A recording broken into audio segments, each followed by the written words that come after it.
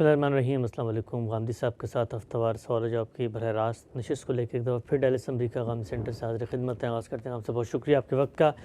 گزشتہ کل ایک موضوع پر آپ سے استفادے کا آغاز کیا تھا، پاکستان کی سیاست اور پاکستان کا جو پورا منظرنامہ ہے، اس میں بڑی ایک ممتاز اور نمایاں شخصیت ذوالفقار علی بھٹو، ان کی شخصی محاسن، ان کی کردار، اسی طریقے سے جو ان کا رول رہا ہے پاکستان کی سیاست میں، غامدی صاحب نے ایک منظرنامہ بتایا تھا۔ اسی سلسلہ گفتگو کو آگے بڑھاتے ہیں۔ غامدی صاحب، ایک بیانیہ انہوں نے پیش کیا اور 3 جہتوں سے وہ بیانیہ سامنے آتا ہے۔ ایک ان کا بیانیہ ہے جو معیشت کے باب میں سامنے آیا، اسی طریقے سے اس کے کچھ ایسے عوامل تھے جو سول ملٹری کانفلکٹ میں سامنے آئے، اور تیسرا خود اس دور کے اندر جو ان کے سیاسی مخالفین تھے، ملک کا جو سیاسی ماحول تھا، اس کے اندر کچھ کنٹریبیوٹ ہونے کے۔ میں تینوں کو الگ الگ زیر بحث لانا چاہتا ہوں۔ سب سے پہلی چیز جو معیشت کے باب میں انہوں نے پاکستانی سماج میں پیش کی وہ یہ تھی کہ سوشلزم ہماری معیشت ہے۔ بتائیے گا، قریب سے دیکھا آپ نے براہ راست اس دور کی معیشت کو بھی، حالات کو بھی، ایک عام آدمی کی حیثیت سے بھی، ایک مفکر کی حیثیت سے بھی، خود یہ نظریہ عالمی سطح پر اس کا اثر پاکستان تک کیسے پہنچا، اور جس وقت انہوں نے اس کو ملک میں نافذ کیا اور نیشنلائزیشن کا پورا پروسیس ہوا، قومیاں لے لی گئیں، ساری کی ساری جو ادارے تھے، اس کے اثرات پاکستان کی تاریخ پہ کیسے دیکھتے ہیں؟ میرے خیال میں اجزاء میں جانے سے پہلے ایک بنیادی بات سمجھنی چاہیے، وہ یہ ہے کہ بھٹو صاحب کی شخصیت کیا ایک جمہوری معاشرے کے لیے موزوں شخصیت تھی؟ میرا احساس یہ ہے کہ جمہوریت اور انقلاب میں راست تصادم ہے۔ جمہوریت نہ انقلاب کو پسند کرتی ہے، نہ انقلابی شخصیات کے لیے جمہوریت میں کوئی جگہ ہوتی ہے۔ بھٹو صاحب اپنی شخصیت کے لحاظ سے بھی، اپنے پس منظر کے لحاظ سے بھی، اور اس وقت کا ماحول جس طرح کی شخصیات پیدا کر رہا تھا اس کے لحاظ سے بھی ایک انقلابی شخصیت تھے۔ بلکہ کہا جا سکتا ہے کہ ہمارے ہاں جو انقلابی کشمکش کم و بیش 2 دہائیوں تک ہوئی، اس میں ایک طرف وہ تھے اور دوسری طرف مولانا سید ابوالعلا صاحب موجودی تھے۔ ایک کا زاویہ نظر یہ تھا کہ اسلام اپنی ذات میں ایک مکمل نظام ہے، وہ دینی رہنمائی تو کرتا ہے، جس کا لازمی نتیجہ یہ ہوگا کہ اگر اس رہنمائی کو قبول کیا جائے تو آخرت میں کامیابی ہوگی۔ وہ سیاست، معیشت اور معاشرت میں بھی ایک جامع نظام ہے جس کی پیروی ہونی چاہیے، اور ہم اس کے علمبردار ہیں اور اس کو قائم کرنا چاہتے ہیں۔ تو یہ دعوت بھی اپنی ذات میں ایک انقلابی دعوت ہے۔ یعنی دنیا آپ کے سامنے کسی خالی تشریح میں تو نہیں پڑی ہوئی، وہ پہلے سے اپنی کچھ روایات رکھتی ہے، اپنی ایک معیشت رکھتی ہے، اپنا ایک تاریخی پس منظر رکھتی ہے، اس میں لوگوں کے نظریات، افکار، خیالات سب ہوں گے۔ اس میں آپ یہ کہتے ہیں کہ میں اسلام کو لے کر آ گیا ہوں اور اسلام کو میں ایک مکمل نظام کی حیثیت سے اس سوسائٹی میں نافذ کرنا چاہتا ہوں، جس کو انہوں نے 3 تعبیریں دیں۔ یعنی یہ دیکھا ہوگا آپ نے کہ اس زمانے میں عام نعرہ لگایا جاتا تھا، انقلاب انقلاب، اسلامی انقلاب، اسی طرح سبز انقلاب، یہ تعبیر بھی اسے دی جاتی تھی، اور اسی طرح سے نظام اسلامی، نفاذ شریعت اور تعبیریں بھی رائج رہیں۔ اس جانب بھی ایک انقلابی دعوت تھی اور دوسری جانب بھی ایک انقلابی دعوت تھی۔ سوشلزم بھٹو صاحب کے زمانے تک اس جگہ نہیں پہنچا تھا کہ جہاں یہ کہا جا سکے کہ اس کی وفات ہو گئی۔ اس وقت تو سوویت یونین موجود تھا، یہ تو ان کے بہت بعد اس کا سقوط ہوا ہے، اور ہمارے ہاں کے بڑے شاعر، ادیب، بعض دانشور بہت متاثر بھی تھے۔ پھر چین میں جو سوشلزم کہیے، کمیونزم کہیے، اس کا ایک نقشہ سامنے آ رہا تھا، وہ بھی لوگوں کو بہت متاثر کرتا تھا۔ تو نظریے کے لحاظ سے اسلام کو جس طریقے سے مولانا سید ابوالعلا صاحب مودودی نے اسلامزم میں ڈال دیا تھا، اس کا بھی اثر تھا۔ بہت لوگ تھے کہ جو خواب دیکھتے تھے کہ اس طرح کی ایک تبدیلی لائی جا سکتی ہے، اور دنیا بھر میں یہ چیز موجود تھی. ہم نے جب شعور کی آنکھ کھولی تو وہ یہاں باقاعد حیات تھے. اخوان ایک بڑی طاقت کے ساتھ مصر میں جدوجہد کر رہے تھے، اسی طرح سے انڈونیشیا میں، ملائیشیا میں، دنیا کے دوسرے ملکوں میں، مراکش، الجزائر، ہر جگہ وہ تحریکیں، جماعتیں، اسی طرح سے شخصیات انقلابی نوعیت کی دعوت لے کر کھڑی تھیں. اور ان سب کے پیش نظر یہ تھا کہ اسلام ہماری پوری زندگی کے بارے میں ایک نیا نقشہ ترتیب دیتا ہے اور ہم اس کو سیاسی سطح پر قائم کر لیں گے. اس کا حوصلہ اس لیے ہو گیا تھا کہ دنیا میں پہلی دوسری جنگ عظیم کے نتیجے میں براہ راست حکومت کا طریقہ بڑی طاقتوں نے ختم کر دیا تھا. بالواسطہ طریقے سے حکومت اس وقت بھی انہیں بڑی طاقتوں کی ہے، اور اقوام متحدہ کا ادارہ بھی اسی اصول پر بنا ہے. وہ 5 بڑی طاقتیں جنہوں نے پہلی دوسری جنگ عظیم جیتی ہے، تو ان فاتحین نے ایک دنیا کا نظم بنا دیا تھا. اس میں اصلاً تو ایک نیم خود مختاری ہے جو مختلف ملکوں کو حاصل ہے، لیکن کہا یہی جاتا ہے کہ وہ ساورن سٹیٹس ہیں، یعنی ان کو اختیار دے دیا گیا ہے، وہ اپنے فیصلے خود کرتے ہیں. ایک لحاظ سے دیکھیں تو درست بھی ہے، دوسرے لحاظ سے دیکھیں تو یہ محض ایک فریب ہے. انسان اس میں اپنے آپ کو مبتلا کر لیتا ہے. اصلاً دنیا میں انہی طاقتوں کی حکومت ہے اور انہوں نے ایک نیا نظم بنا دیا ہے. تو اس میں ہر جگہ یہ خیال ہوا کہ ہمیں جب آزادی حاصل ہو گئی ہے کہ ہم اپنے ملکوں کا نظام خود بنا سکتے ہیں، تو ہم ایک نئے نظام کا خواب بھی دیکھ سکتے ہیں. تو سوشلزم بھی ایک زندہ حقیقت تھی. اب سوشلزم ایک زندہ حقیقت ہے تو ایک ایسے ملک میں جہاں دستور بنائے گئے ہیں، یعنی ایوب خان نے بھی دستور بنایا، اور وہ دستور بھی یک جماعتی نہیں تھا جو آمرانہ نظام میں بنایا جاتا ہے. اس میں لوگوں کو حق تھا کہ وہ حصہ لیں. چنانچہ محترمہ فاطمہ جناح نے ان کے خلاف انتخاب لڑا. تو جمہوریت کو بطور ایک اصول کے اختیار کر لیا گیا تھا. ہمارے یہاں آپ کو معلوم ہے کہ جب فوج بھی اقتدار سنبھالتی رہی ہے تو اس کا عام طور پر یہی ادعا رہا ہے کہ ہم تو جمہوریت بحال کرنے کے لیے آئے ہیں. تو جمہوریت کو ایک فکری حقیقت کے طور پر قبول کر لیا گیا تھا. اب جمہوریت ہی سے اسلامی انقلاب لانے کی صحیح کرنی ہے، اور جمہوریت ہی سے سوشلسٹ انقلاب لانے کی صحیح کرنی ہے.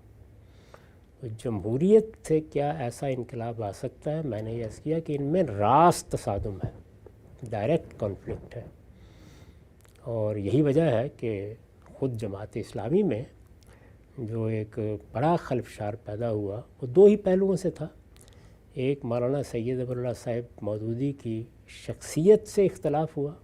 وہ کیا اختلاف تھا وہ ایک الگ بحث ہے. اور دوسرا یہ کہ اس طرح کی تبدیلی جمہوریت سے کیسے آ سکتی ہے. چنانچہ بعد میں ہمارے بزرگ ڈاکٹر اسرار احمد صاحب نے اس کو ایک باقاعدہ فلسفے کی صورت دی اور اس کو منہج انقلاب نبوی کا نام دیا.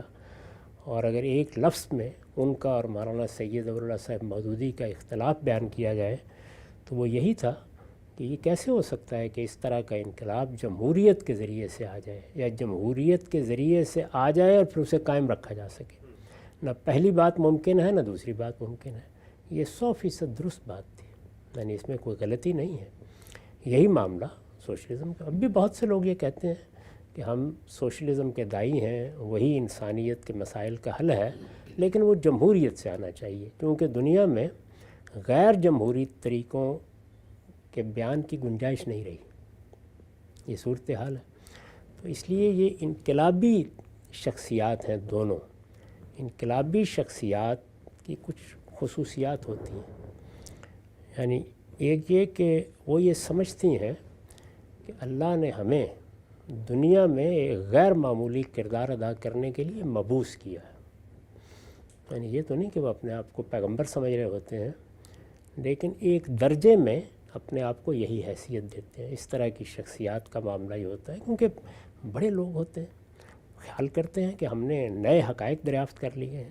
شخصیت میں ایسا کرزمہ ہوتا ہے کہ وہ یہ سمجھتے ہیں کہ ہم یہاں بات کریں گے تو لوگ ہماری بات پر ٹوٹ پڑیں گے، وہ اپنا سب کچھ نثار کرنے کے لیے تیار ہو جائیں گے، اور ہو جاتا ہے، یعنی یہ صورتحال پیدا ہوتی ہے۔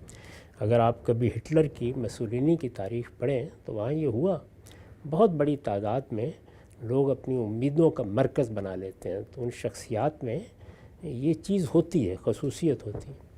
اچھا، پھر اس طرح کے کسی معاملے میں انسان اپنی جب زندگی کو دیکھتا ہے، اسے معلوم ہے نا کہ مجھے ہمیشہ تو نہیں رہنا، تو ایک سرعت اور جلد بازی یہ لازمی حصہ ہوتی ہے، یعنی وہ چاہتے ہیں کہ اب موقع کو ضائع نہیں ہونا چاہیے، اگر ہمیں ملتا ہے تو پھر ہمیں آگے بڑھ کے باغ سنبھال لینی چاہیے، اور جس وقت وہ باغ سنبھال لیتے ہیں تو ان کے ذہن میں یہ تصور بھی نہیں ہوتا کہ اب انہیں جانا ہے۔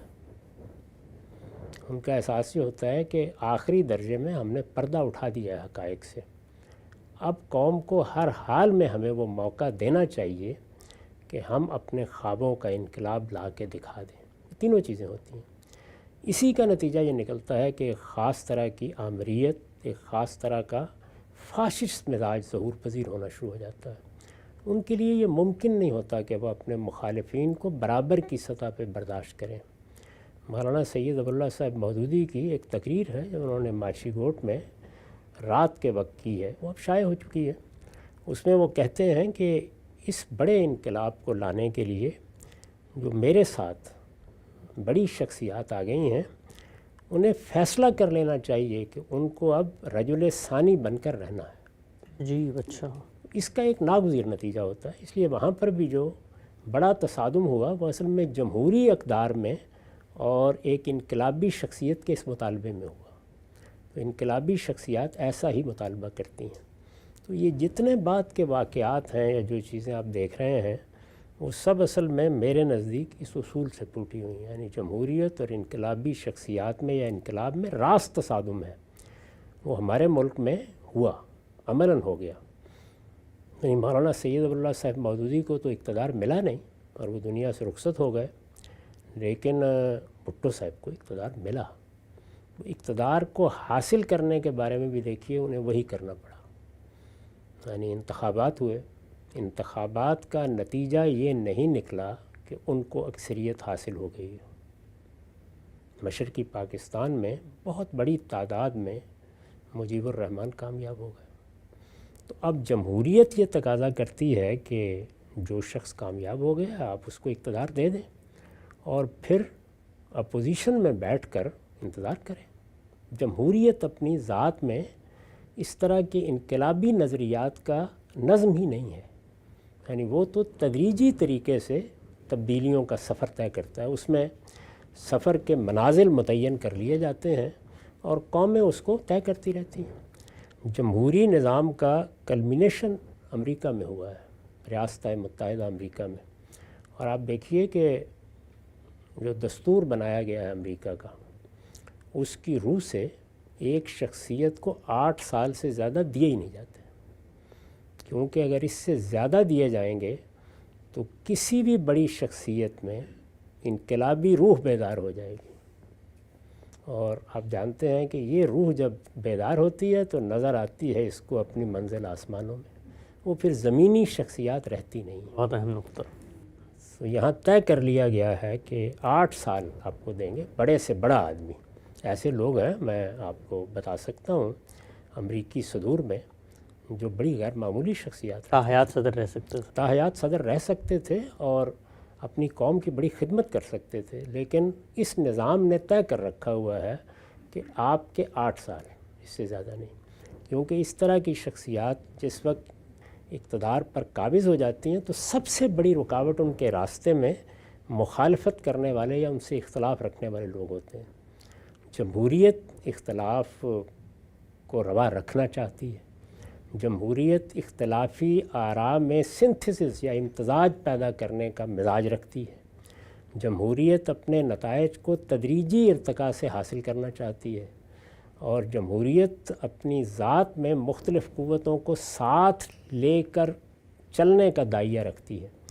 انقلاب اور انقلابی شخصیات جس طرح کہ میں نے عرض کیا، ان سب چیزوں سے راست تصادم رکھتے ہیں، ڈائریکٹ کنفلکٹ میں ہوتے ہیں، تو لازماً ان کے درمیان جدال برپا ہو جاتا ہے۔ وہی جدال برپا ہوا۔ چنانچہ آپ یہ جانتے ہیں کہ بھٹو صاحب نے پھر یہ کہا کہ جو لوگ وہاں اسمبلی میں جائیں گے ان کو پھر وہاں واپس آنے کا موقع نہیں ملے گا۔ اس کا یہ نتیجہ نکلا کہ فوج نے اقدام کیا، ظاہر ہے کہ وہ بھی اس وقت موجود تھی، اور کیا ارادے تھے، کیا چیزیں خود افواج پاکستان کے پیش نظر تھیں اس وقت، میں اس وقت موضوع نہیں بناتا، اس پر ہم الگ سے بہت تفصیلی گفتگو کر چکے ہیں، لیکن نتیجہ یہ نکلا کہ پھر فوج نے اقدام کر دیا، اور اس اقدام کے نتیجے میں ملک دو لخت ہو گیا، مشرقی پاکستان الگ ہو گیا۔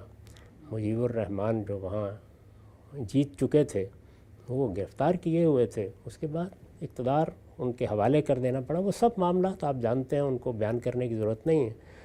تو کیا ہوا اس کے نتیجے میں، وہ اپوزیشن جس کو اگلے 5 سال اپوزیشن میں یا حزب اختلاف میں بیٹھنا تھا، اس کے لیے اقتدار کی راہ ہموار ہو گئی۔ ملک بھی اگر اس کے نتیجے میں دو لخت ہو جائے تو کوئی پرواہ نہیں کرنی چاہیے، اس لیے کہ انقلابی مقاصد ملکوں سے بڑے ہوتے ہیں، جی، اور ملکوں سے کیا بعض اوقات قوموں سے بھی بڑے ہوتے ہیں۔ اسی طرح کے لوگ ہیں جو دنیا کو فتح کرنے کے لیے نکلتے رہے ہیں، بڑی شخصیات ہوتی ہیں، یعنی اندر سے اور اپنے مقاصد کے لحاظ سے معمولی شخصیات نہیں ہوتی۔ تو اسی طرح کی شخصیت تھے ذوالفقار علی بھٹو صاحب، چنانچہ انہیں اقتدار مل گیا۔ اقتدار مل جانے کے بعد اب ان کی شخصیت کے لحاظ سے موزوں نظام اگر کوئی ہو سکتا تھا تو وہ یک جماعتی آمریت تھی، جو مثلا چین میں قائم ہے یا بعض اور ملکوں میں بھی اس کے راستے نکالے گئے، جیسے مصر میں جمال عبد الناصر کی حکومت قائم رہی، اور جگہوں پر بھی ہے۔ ہمارے ہاں جمہوریت، دستور، اس میں پھر 5 سال کی مدت، یہ تو کسی انقلاب کے لیے انتہائی ناکافی مدت ہے۔ اس وقت آپ دیکھیے نا، ہمارے ہاں انتخابات ہونے والے ہیں، تو اگر تو ایسی جماعتیں میدان میں ہیں جو موجودہ ریاستی اسٹرکچر کے اندر وہ چیزیں حاصل کرنا چاہتی ہیں جو جمہوری نظام میں ممکن الحصول ہے، جیسے معیشت بہتر ہو جائے، انفراسٹرکچر ذرا اچھا بن جائے، ہمارے ریاستی اداروں میں ہم آہنگی پیدا ہو جائے، زیادہ سے زیادہ آگے بڑھ کے کہیے کہ بھارت کے ساتھ تعلقات ٹھیک ہو جائیں، طالبان کے ساتھ کچھ معاملات ایسی صورت اختیار کر لیں کہ وہاں سے جو طاقت ہو رہی ہے اس کو روکا جا سکے، یہ سارے مقاصد 5 سال کے عرصے میں حاصل کیے جا سکتے ہیں۔ یہ ممکن الحصول مقاصد ہیں، ان میں اگر کوئی غیر معمولی مداخلت نہ ہو تو سیاستدان آسانی سے ان چیزوں کو حاصل کر لیتے ہیں، وہ حاصل کر کے دکھا سکتے ہیں آپ کو۔ لیکن اگر کوئی انقلابی لیڈر ہے، انقلابی رہنما ہے، تو وہ اس پہ اکتفا نہیں کرے گا، وہ دنیا کو بدل دینا چاہے گا۔ اس کا نعرہ وہی ہوتا ہے کہ بیاں کے گردشے، تو دنیا بھر کو بدل دینا، توڑ دینا، ایک نیا نظام پیدا کر دینا، نئی دنیا بنا لینا، ایک تبدیلی کا نقیب بن کے کھڑے ہو جانا۔ تو گردش آسماں بگردانی، وہ تو اسی کی دعوت دیتے ہیں۔ تو بھٹو صاحب کی شخصیت بھی ایسی تھی، اس لیے باقی چیزوں کو آپ اس سے متعلق کر کے سمجھیں، یعنی جو اقدامات انہوں نے اپوزیشن کے ساتھ کیے، جس طرح کا معاملہ انتخابات میں ہوا، جس طرح کی توقعات لوگوں نے ان سے وابستہ کی، جیسے وہ اپنے ساتھیوں کے ساتھ بعد میں معاملہ کرنے پہ مجبور ہوئے، تو یہ سارے اس ایک شخصیت کے لوازم ہیں، اس کے سوا ہو ہی کچھ نہیں سکتا۔ جمہوری روایات کے اندر یا تو وہی ہوگا جو امریکہ نے کیا ہے کہ بڑے سے بڑے آدمی کو بھی آپ نے باندھ دیا ہے، 8 سال ہیں، ان میں جو کرنا ہے کر لو، اور تم کوئی دوسرا راستہ اختیار نہیں کر سکتے۔ اور جمہوری روایات، قانون، ضابطے اتنے محکم کر دیے گئے ہیں کہ ان سے ٹکرانے کی ہمت کرنا آسان نہیں ہے۔ اور یا پھر یہ ہے کہ ہمارے جیسے ملکوں میں جہاں یہ ساری چیزیں سیال صورت میں ہیں، یعنی یہ ابھی محکم نہیں ہوئی، تو وہاں تو اس طرح کی شخصیت پیدا ہو جائے گی تو درہم برہم کر کے رکھ دے گی ہر چیز کو۔ ہم سب بہت ہی خوبصورت، بڑی عمیق تجزیہ، پہلی دفعہ اس طرح کی گہری بصیرت پر مبنی سیاسی شخصیت کا کوئی تبصرہ میں نے زندگی میں سنا ہے۔ ایک چیز اور بتائیے گا مجھے کہ خود تو وہ مغربی درسگاہوں میں پڑھے، اس دور میں خود ان کے مطلب والد صاحب جو ہیں وہ استعمار یہاں پر تھا، زمینیں ان کے پاس، ایک وڈیرانہ پس منظر، یہ سوشلزم کا جو بیج ہے یہ کیسے آ گیا؟ یعنی اس دور میں اس طرح کی شخصیات کے لیے سر آپ نے فرمایا کہ یہ جو سوشلزم کا نظام ہے یہ منتج ہوتا ہے ایک منظم ماموریت کی صورت میں، تو اب ایک شخصیت انقلابی ہے، اس کی یہ ضرورت ہے سوشلزم، یا کوئی اندر سے داعیہ اٹھا ہے کہ نہیں سوشلزم ہی اصل میں حقیقی بازیافت ہے انسانیت کی، لہٰذا اس کی طرف جانا چاہیے؟ یہ پیدا کیسے ہو گیا سوشلزم؟ انقلابی شخصیت کس طرح کی ہے؟ انقلابی شخصیت اگر تو لٹھ مارنے والی ہے تو پھر تو فوج بنائے گی اور نکل کھڑی ہوگی۔ اگر وہ دانشور شخصیت ہے، بھٹو صاحب ایسی شخصیت تھے، جیسے مولانا سید ابواللہ صاحب موجود ہی تھے، تو آپ دیکھیے کہ دونوں کے دونوں ایک دانشورانہ خواب دیکھ رہے ہیں۔ تو اس وقت تو دو ہی چیزیں تھیں جو ساری دنیا میں متاثر کرتی تھی لوگوں کو، یعنی یا یہ بات متاثر کرتی تھی کہ اسلام اور اسلام کی معیشت، سیاست، معاشرت یہ دنیا میں کوئی بڑی تبدیلی پیدا کر دے گی، اور یا سوشلزم۔ تو مقابل میں تو سرمایہ دارانہ جمہوریت ہی تھی، لیکن اس میں مسئلہ یہ تھا کہ سرمایہ دارانہ جمہوریت میں سرمایہ دارانہ نظم کو تو یہ دانشور قبول کرنے کے لیے تیار نہیں تھے، اور بالعموم انقلابی لوگ قبول بھی کہاں کرتے ہیں، اس لیے کہ سرمایہ دارانہ نظم ایک اور طرح کا استحکام پیدا کرتا ہے، اس میں انقلاب نہیں لائے جا سکتے۔ جمہوریت اس کے بعد وہ زنجیر پا بن گئی، اس لیے کہ جمہوریت کے حق میں عالمی سطح پر ایک فکری انقلاب برپا ہو چکا تھا، تو اس سے اپنے آپ کو چھڑانا آسان نہیں تھا۔ مولانا سید ابواللہ صاحب مودودی کو بھی ماچھی گوٹ میں یہ کہنا پڑا کہ ہم جمہوری طریقے اختیار کریں گے، اور بھٹو صاحب کو بھی یہ کہنا پڑا کہ جمہوریت ہماری سیاست ہے، تو اس کے سوا کوئی چارہ نہیں تھا۔ لیکن جمہوریت اور انقلاب، میں نے پھر عرض کیا، ان میں راست تصادم ہے۔ جب بھی کبھی یہ ہوگا تو اس کا آخری نتیجہ یہی ہوگا کہ اس طرح کی شخصیات کو پھر جیلوں میں ڈالنا پڑے گا، جلا وطن کرنا پڑے گا، ملک سے نکالنا پڑے گا، یا موت کے گھاٹ اتار دینا پڑے گا۔ ان کے ساتھیوں کا انجام بھی وہی ہوتا ہے، اگر وہ کھڑے رہیں گے ساتھ تو جیلوں میں جائیں گے، مارے جائیں گے، کیونکہ انقلاب کا تو نتیجہ ہمیشہ یہی ہوتا ہے۔ یہ جمہوریت ہے جس میں پرامن طریقے سے تدریجی نوعیت کی آہستہ آہستہ تبدیلیاں آتی رہتی ہیں، تو اس طرح کی شخصیات اسے قبول نہیں کرتی۔ واضح ہو گیا غام صاحب، بہت ہی اہم تجزیہ غام صاحب نے کی ہے۔ اسی کی روشنی میں وہ تینوں پہلو آگے زیر بحث لائیں گے اور دیکھیں گے کہ پاکستان کو اس سے کس قدر نقصان ہوا، یا پاکستانی سماج، پاکستانی سیاست میں اس کا کنٹریبیوشن بھی ہے۔ وقت یہاں پہ ختم ہوتا ہے، دوبارہ حاضر خدمت ہوں گے، اب تک آپ کو بہت شکریہ۔